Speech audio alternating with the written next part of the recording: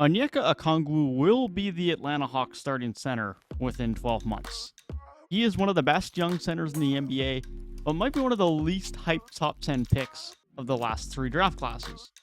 Okongwu isn't flashy, he isn't the scoring guard or the athletic wing, or even the highlight reel dunking center. But what Okongwu is a very good defender, a very good rebounder, a great athlete, and someone who has the tools to be a solid offensive contributor at a very good efficiency. So let's talk about why Okongwu is a great modern day NBA center, and why I think he will be the Hawks starting center by the beginning of the 2023-24 season.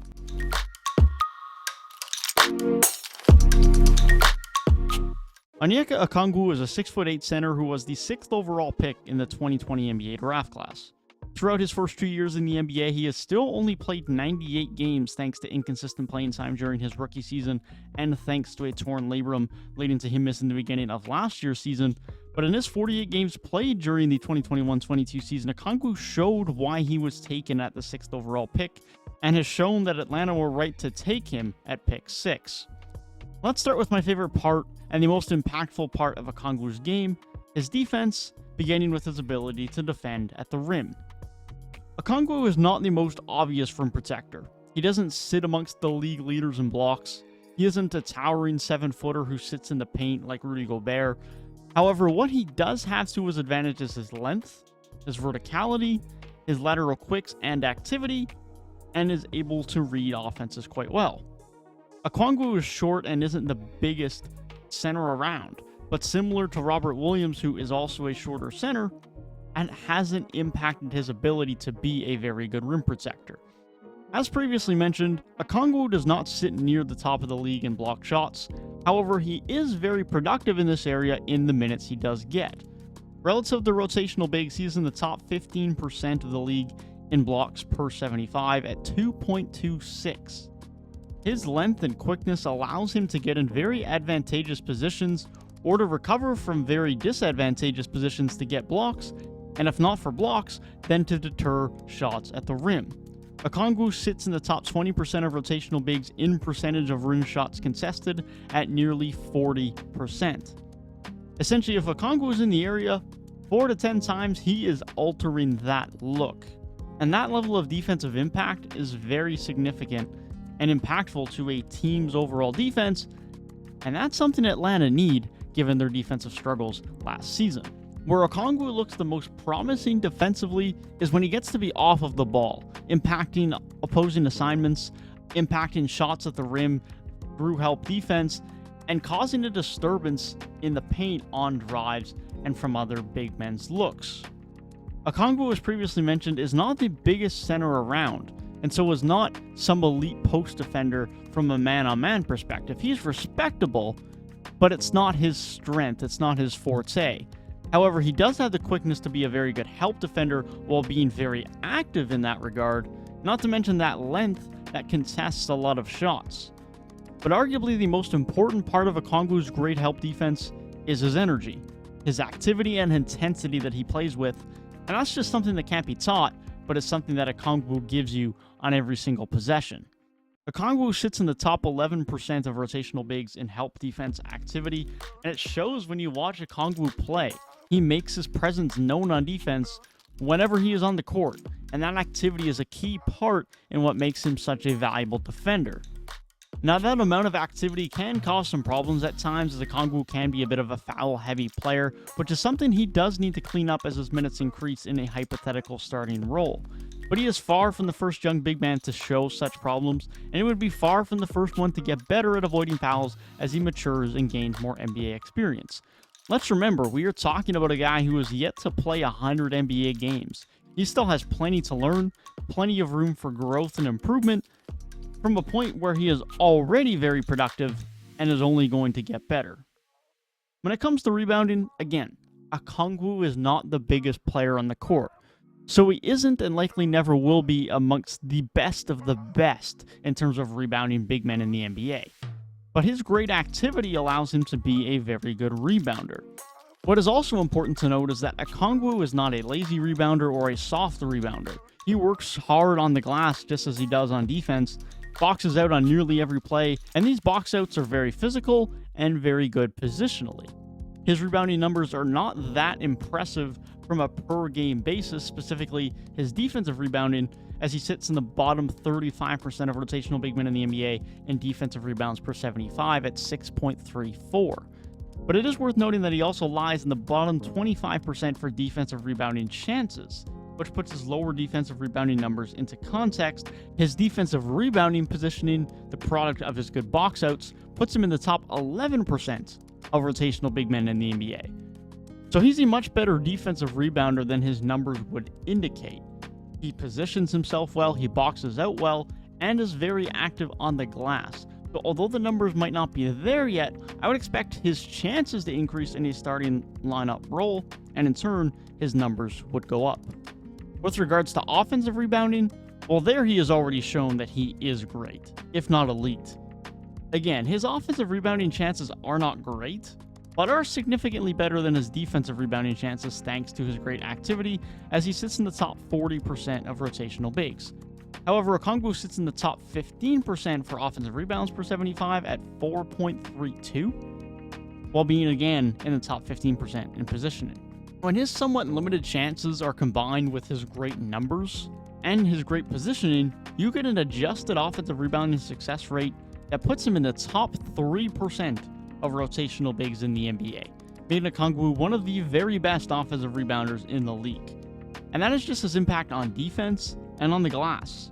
Okongwu, although someone not elite offensively at the center position, still has a very valuable impact on that side of the floor beyond offensive rebounding. Let's start with his screening, something that is crucial for most centers in today's NBA, and especially when you consider the pick and roll game that Young already has with Capela and Collins. DeJounte Murray is also likely to become a part of that heading into the season, and Okongwu has already been a part of that and will continue to be a more significant part of that two-man game as he becomes a starter. Okongwu is a great vertical threat on the lob through the pick and roll. He has a great vertical, is a good finisher around the rim, and in turn makes it very dangerous for a pick and roll, where it isn't just about getting Trae Young space, but where Okongwu can also be a threat to score. Okongwu is amongst the top 2% in roll impact per 75 relative to rotational bigs, and averages nearly 5 screen assists per 75, putting him in the top 25% in the NBA. Okongwu gets himself in position to score from screens and create space for his guards from screens. Most centers for the shot start of Okongwu have a very high efficiency, but even compared to them, Okongwu is a very efficient finisher around the rim. Okongwu shot 69% from the field last season, but with regards to shots at the rim, he shot 74%, which puts Okongwu in the top 10% of rotational bigs last season. It is also worth noting that he was in the top 10% of rotational bigs for rim shot quality last season, so he isn't overperforming his expectations significantly, but at the very least, he is finishing the chances he is given at a very high rate, and that's all you can ask for. Okongwu is also very good at finishing through contact. Despite his lack of size for the center position, he is a very strong finisher and shot 29% on shooting attempts in which he was fouled on, putting him in the top 20% of rotational bigs and allowing him to have a significant amount of and-one opportunities. Okongwu may have a simple offensive game, as he isn't exactly creating his own offense or shooting from three, but he is a great vertical threat, a good roll man, and a very good finisher at and around the rim while being a good screener. This isn't even mentioning the fact that Okongwu has shown flashes at time of having superior vision and superior passing than many players at his position, where he doesn't always make the obvious pass out of a pick and roll or out of a post touch, where he can find an open three-point shooter that isn't the obvious closest man to him. Okongwu has also shown the ability to have a fairly good push shot from 6 to 8 feet. It's not exactly some great spacing yet, it's not some great mid-range shot, but it's more than just a lob threat, a dunk, and a quick hook shot. He has shown that he has a bit more to his scoring that over time could progress into something more from mid-range or from three-point range. Over the last 5 years, time and time again, we have seen young big men come into the NBA with very little to no abilities to space the floor or shoot a jump shot, or at least they don't show that ability in their game in the NBA. But yet over their NBA career, they improve and become a solid to good jump shooter. We've seen Brook Lopez and Jonas Valanciunas, who are older examples of this, and Precious Achiuwa, who's a recent young player who has taken such a jump. And so, will we see that from Okongwu? That remains to be seen. But we know we're not going to see it from Capela throughout his career. From Okongwu, we might still see that, whether it's a mid-range shot from 10 to 12 feet, whether he starts hitting threes, that remains to be seen. But with him still only entering year 3 and only soon to be 22 years of age, there is still some reason to believe that Okongwu could further his offensive game over the next few seasons, and already he has more versatility offensively than Capela. So it's clear Okongwu has some very significant value currently and moving forward as a starting center in the NBA. Then let's bring it all back to my initial statement, that I believe Okongwu will be the starting center for the Atlanta Hawks within the next 12 months. Now, in reference to getting that starting center position, that means he has to outplay Clint Capela, or at the very least play nearly as good as him and in turn force the Hawks to trade Capela. Now, I posted a poll over a week ago, and you guys as a community voted as to who should be the starting center for the Hawks next season. And 72% of you said that Clint Capela should be the starter. But let's look at some of the numbers. And you'll see the numbers paint an image that shows that Okongwu really isn't far behind Capela at all, if not in front. So let's start with regards to screening. We're sure Capela is slightly taller and bigger than Okongwu, and so let's start with screen assists, where Capela has 5.13 per 75, while Okongwu has 4.92. And the eye test would pass on this. Okongwu is a good screener, there's no doubt about it, but Capela does create a bit more space from his screens than Okongwu does, generally speaking.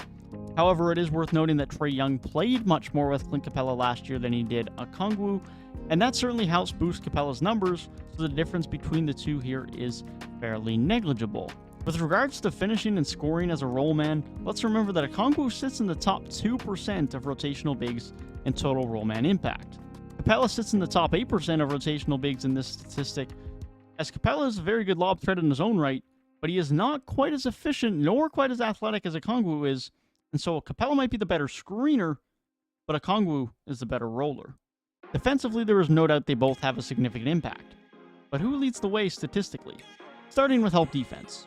Okongwu sits in the top 11% for help defense activity, Capela the top 14%. Both are active defenders, and both are good help defenders for the center position. With regards to defense out of the paint, with switches and in the pick and roll, personally, I think Okongwu has an argument that he's already better than Capela, but that's something that you could debate. Personally, defensively, I don't think there's a significant gap between Okongwu and Capela, and in fact, I think there's an argument that Okongwu was better last season defensively than Capela, at least that's my belief. And with regards to screen and rolls, both are good screeners and rollers, with Okongwu having the slight edge as a roll man and roll finisher, with Capela being the slightly better screener. But overall, it's negligible differences. And then you remember that Okongwu is still only 21, with plenty of time to improve and develop, and on a smaller contract. Let's discuss offense, starting with finishing. Okongwu and Capela both got the majority of their offense around the rim, so we know they're going to have good shot quality. Okongwu sits just outside the top 5% of rotational bigs in shot quality, and Capela was in the top 0.2% in shot quality last season. It's safe to say that Trae Young got Capela some very good looks. Where things get interesting is when you look at the rim field goal percentage. Okongwu sits in the top 7% of rotational bigs last season, shooting 74% at the rim. And Capela, who had better shot quality, was in the top 32% of rotational bigs in rim field goal percentage, while shooting 66.5%.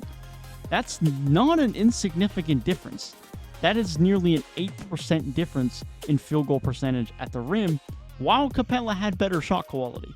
Part of that lower shot quality is due to that previously mentioned 6 to 8 feet push shot that Okongwu does use, with some level of consistency and some level of efficiency. Okongwu has a floater field goal percentage of 61.5%, which put him in the top 10% of rotational bigs last season. This is something that Okongwu has in his offensive arsenal that Capela never has and likely never will, as Capela shot 12.5% on floaters last season. The biggest area of argument for keeping Capela as the starting center is rebounding. Now, as previously mentioned, that is not to say that Okongwu is a bad rebounder, because he certainly isn't. However, Capela is a very good rebounder, and especially in the defensive glass, up to this point in time, statistically has shown himself to be the better rebounder. Capela's numbers on the defensive glass last year were significantly higher, but let's keep in mind that Okongwu does not get as many chances as Capela, as we looked at previously, but has great positioning and boxes out very well on the defensive glass. In comparison to Okongwu, Capela's in the top 7% of rotational bigs in defensive rebounding chances, where Okongwu isn't even near the top half. That being said, Capela is very good positionally as a rebounder in his own right, and there is no doubt he is a very good defensive rebounder, but the gap between him and Okongwu may not be quite as significant as the numbers would initially indicate. On the offensive glass, Okongwu and Capela are both amongst the best in the league, with Capela getting 5.02 offensive rebounds per 75, whilst Okongwu gets 4.32, both of which are great rates, as Okongwu's in the top 15% of rotational bigs, while Capela sits in the top 5%. Capela is arguably the better rebounder, but I don't think Okongwu is very far behind. So based on the numbers, based on what we've talked about with the impact of Onyeka Okongwu, I don't think it's fair to say that Capela is significantly better than Okongwu, at least not based on last season's production. So with that in mind, why should Okongwu not be starting? Okongwu is younger, he has much more upside than Capela at his point in time in his career, and is obviously on a much smaller contract. If you have your young talent, who in this case is Onyeka Okongwu, who is as good if not better than your current starter, Clint Capela, then it's time in my eyes to hand over the keys to Okongwu, especially given the upside that he still has on both ends of the floor, with already greater efficiency, more shot-making ability, and much better passion and vision than Capela, as Okongwu has already shown the ability to make those non-obvious passes out of the paint for open looks that you just don't get from Capela. So what do I suggest the Hawks do moving forward with their center position? Well, given that I am already of the opinion that Okongwu is slightly better than Capela, I think it makes sense to trade Capela by the deadline at the latest and let Okongwu take over as the starting center of the future. I know you just extended Capela not too long ago, and he has 3 years left on his contract, but the Hawks did select Okongwu for a reason, right? I mean, it can't have been for him to be the backup center. He was taken 6th overall, and so there has to be a plan within the Hawks front office that allows Okongwu to be a starter before the end of this Capela contract in 3 years. Because there's no way Okongwu remains a backup for the next 3 years. He is way too good for that. Given it is a very small sample size, but when Okongwu did start 6 times last season, he proved he could hold his own. In those 6 games, he averaged over 10 points a night, over 7 rebounds a game, 3 of which were on the offensive glass, with over 2 blocks a game. And his efficiency didn't really suffer in the starting lineup either, as he shot nearly 68% from the field. Okongwu is a very promising young player who is already a very productive center, and I believe he has the potential to be one of the best defenders at his position. And whilst he's already arguably better than Clint Capela, and he is better than Clint Capela in my eyes, I say it's time for Okongwu to be the starting center of the Atlanta Hawks.